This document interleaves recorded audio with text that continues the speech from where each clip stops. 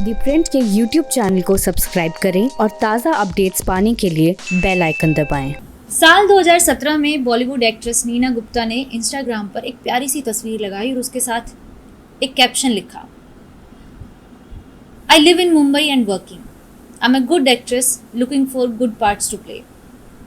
Post लिखते ही viral हो गई, लेकिन इसके बाद के कुछ घंटे नीना गुप्ता ने भयंकर एंग्जाइटी में गुजारे। उनकी ज़िंदगी में जो ज़रूरी इंसान था, मसाबा गुप्ता, उनकी बेटी, कहीं वो उनसे नाराज़ ना हो जाए। नीना गुप्ता सोचती रही कि कहीं बेटी ये तो नहीं कहेगी कि माँ आप मुझे शर्मिंदा करती हो, आप ये पोस्ट लिखने से पहले मुझसे पूछ तो लेती, आपने ये सब क्यों लिखा।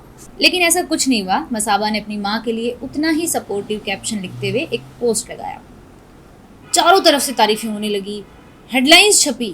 नीना गुप्ता ने इंस्टाग्राम पर काम मांगा तो प्रियंका चोपड़ा ने कहा इंस्पायर्ड। लेकिन जिस हक से नीना गुप्ता ने इंस्टाग्राम पे अपने लिए 60 की उम्र में ये रोल मांग लिए थे, उसे हासिल करने में उन्हें बहुत सारा वक्त लगा। ये आत्मविश्वास उन्हें 62 साल की उम्र में आया, और जब आया तो उनकी फिल्म आई थी बधाई हो। बधाई हो में वो लीड एक्ट्रेस थी, बतौर मेन हीरोइन। 62 की उम्र में वो तमाम प्रमोशन कर रही थी, सब जगह जा रही थी। न्यूज़ मीडिया वाले उनसे वो सारे सवाल पहली बार पूछ रहे थे जिसका उन्हें काफ़ी समय से इंतज़ार था। अपने हर इंटरव्यू में वो कॉन्फिडेंट नज़र आईं।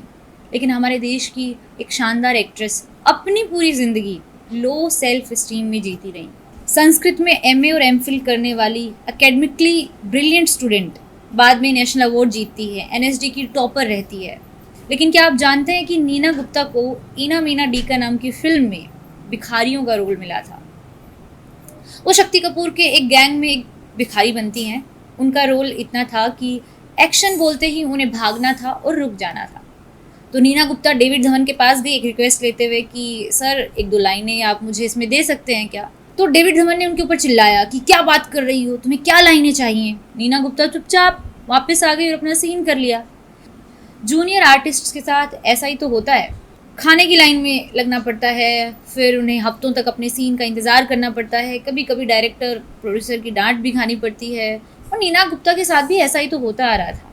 कई बड़े बड़े डायरेक्टर, नामी डायरेक्टर उनसे इंटेलेक्चुअल बातें तो करते थे, लेकिन कभी उनमें से किसी ने भी नीना को अपनी फिल्म में एक एक्ट्रेस बतौर हीरोइन काम नहीं दिया। वो कभी किसी भी फिल्म में लीड एक्ट्रेस के तौर पर कास्ट नहीं की गई।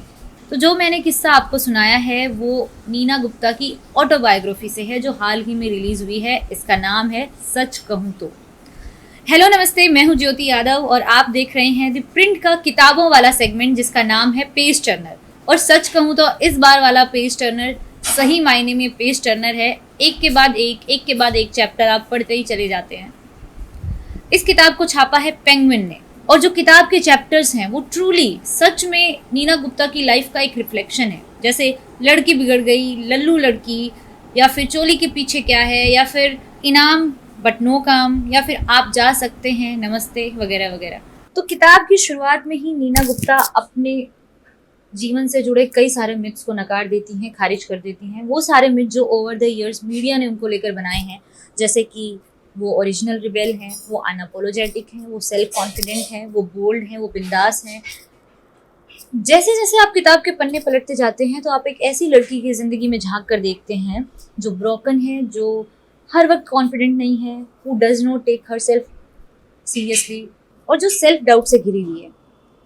नीना गुप्ता का जो शुरुआती जीवन है वो दिल्ली के एक मिडिल क्लास फैमिली में गुजरता है।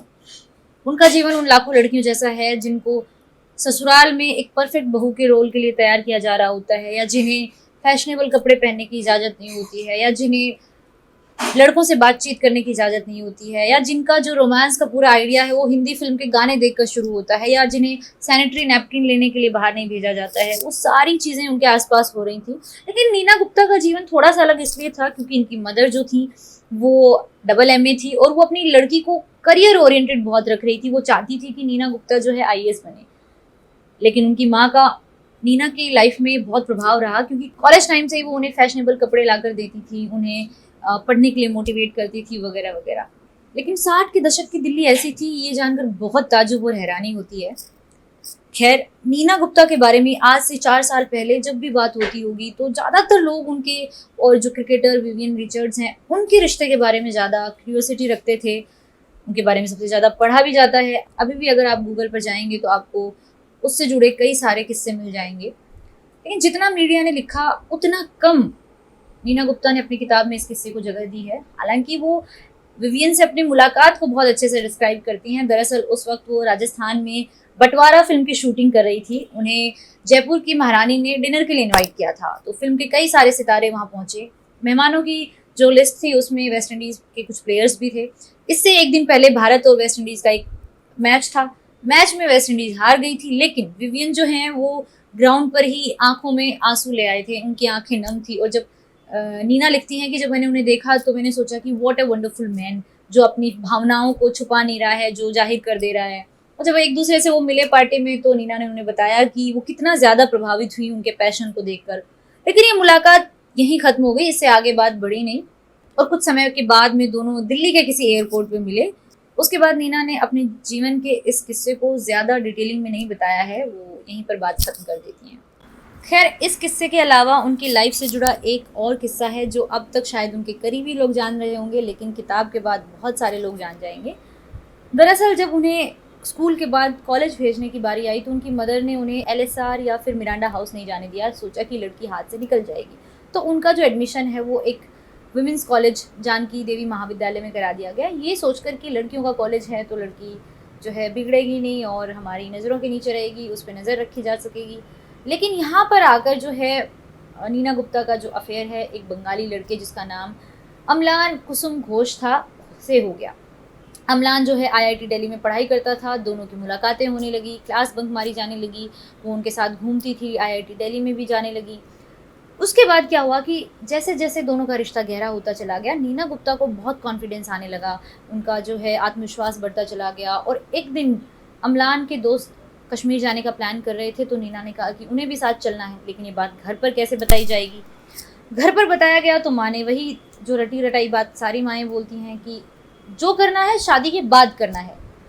उसके बाद अमलान और नीना गुप्ता ने शादी करने का फैसला कर लिया। शादी फिर कराई गई एक आर्य समाज मंदिर में जहाँ 2-4 करीबी लोग मौजूद थे, वहाँ पर शादी हो गई। शादी के बाद दोनों कश्मीर घूमने गए।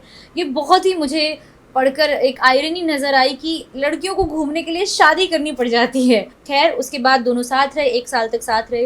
नीना गुप्ता का एडमिशन मास्टर्स में हो गया। उनका जो इंटरेस्ट था वो नाटकों और थिएटर की तरफ आने लगा। इसी से दोनों के मतभेद शुरू हो गए। 1 साल में दोनों ने तलाक लेने का सोच लिया क्योंकि अमलान को अपनी ज़िंदगी में कुछ और चाहिए था। उन्हें घरेलू जो है हाउसवाइफ कह लीजिए चाहिए थी, और नीना गुप्ता को अपनी ट्रू कॉलिंग पता चल गई थी। तो जब ये डाइवोर्स लेने कोर्ट में बैठे थे तो वहाँ एक महिला ने इनको जो है देखा, तो उन्होंने पूछा कि यू आर टू यंग, आप क्यों तलाक ले रहे हैं। अमलान ने कहा कि अगर तुम्हें जो है प्यास लगी है तो मैं कोका कोला लेकर आता हूँ। तो उस महिला ने कहा कि मेरा पति अगर मैं प्यास से मर जाऊंगी तो मुझे पानी भी नहीं देगा, और यहाँ पे ये लड़का इतना समझदार है कि तुम्हें कोका कोला ला कर दे रहा है। खैर, ये थोड़ा सा रोचक किस्सा है, लेकिन दोनों का तलाक हो गया। और उसके बाद नीना गुप्ता NSD में आ गई और यहीं पर उन्हें अपने लाइफ टाइम जो हैं फ्रेंड्स मिले। ओमपुरी, आलोकनाथ, सतीश कौशिक, इन सब से गहरी दोस्तियाँ हुई जो आगे चलकर भी बॉलीवुड में भी कायम रही। और सतीश कौशिक से उनकी दोस्ती इतनी गहरी हो गई कि जब मसाबा उनके पेट में थी और हर तरफ बातें होने लगी थी तो सतीश कौशिक ने उनसे कहा कि तुम मुझसे शादी कर लो, अगर तुम्हें पिता का नाम चाहिए। हम लोगों से कह देंगे कि बच्चे का रंग काला इसलिए क्योंकि मैं खुद काला हूँ। लेकिन सतीश कौशिक से नीना गुप्ता ने शादी नहीं की। उसके बाद ओमपुरी उन्हें घर ड्रॉप किया करते थे, साथ में लेकर भी जाया करते थे सेट्स पे।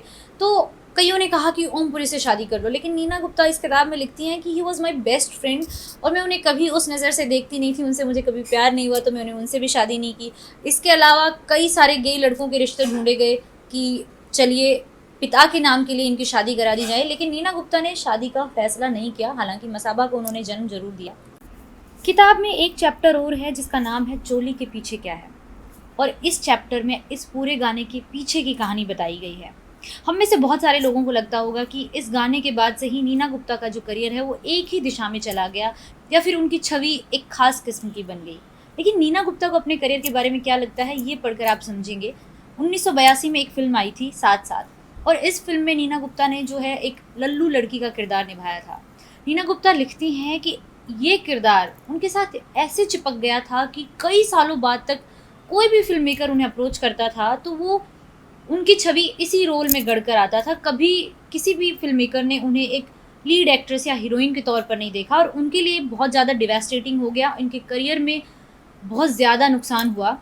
इसलिए वो भावी एक्टर्स को एक सलाह भी देती हैं कि how to be seen is more important than to be scene.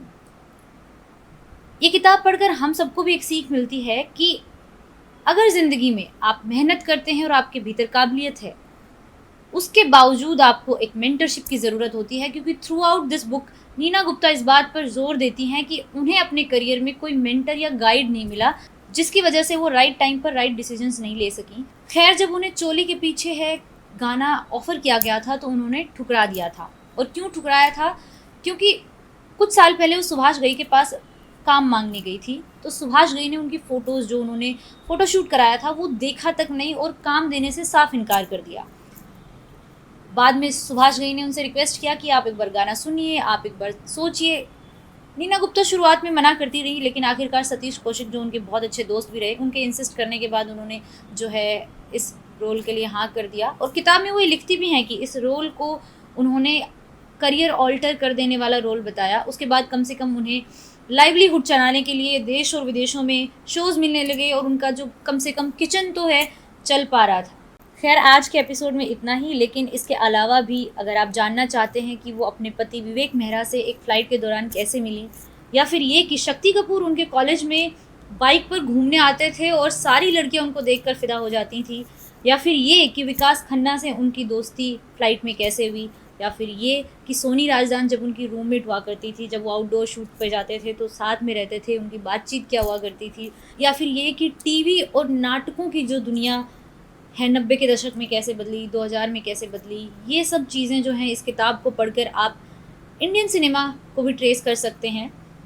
और किताब के अंत तक आते आते आप ये भी सोचते हैं कि how to become a better version of yourself, क्योंकि नीना गुप्ता ने अपने सारे बिटर एक्सपीरियंसेस के बावजूद भी किसी भी व्यक्ति के प्रति बिटरनेस नहीं दिखाई है। उन्होंने बहुत ही संवेदनशीलता से अपने लाइफ के एक्सपीरियंसेस को लिखा है। उन्होंने कई सारे ऐसे एपिसोड्स अपनी लाइफ के छोड़ दिए हैं जहां उनकी गलती रही होगी, और उन्होंने बार बार रीडर से माफ़ी भी मांगी है और बार बार रिमाइंड कराया है कि डियर रीडर्स, मैं ये चीज़ इसलिए छुपा रही हूँ, मैं ये चीज़ इसलिए नहीं बता रही हूँ, मैंने नाम इसलिए बदले हैं। सो ओवरऑल एक अच्छी रीड है, पेज टर्नर है, आप पढ़ सकते हैं। अगर आपको ये वाला एपिसोड अच्छा लगा तो इसे शेयर करिए। अगले एपिसोड के लिए किसी नई किताब का सुझाव कमेंट सेक्शन में मुझे बताइए। हमारे यूट्यूब चैनल को सब्सक्राइब करिए और द प्रिंट को सोशल मीडिया हैंडल्स पर फॉलो करिए। मैं ज्योति यादव, द प्रिंट।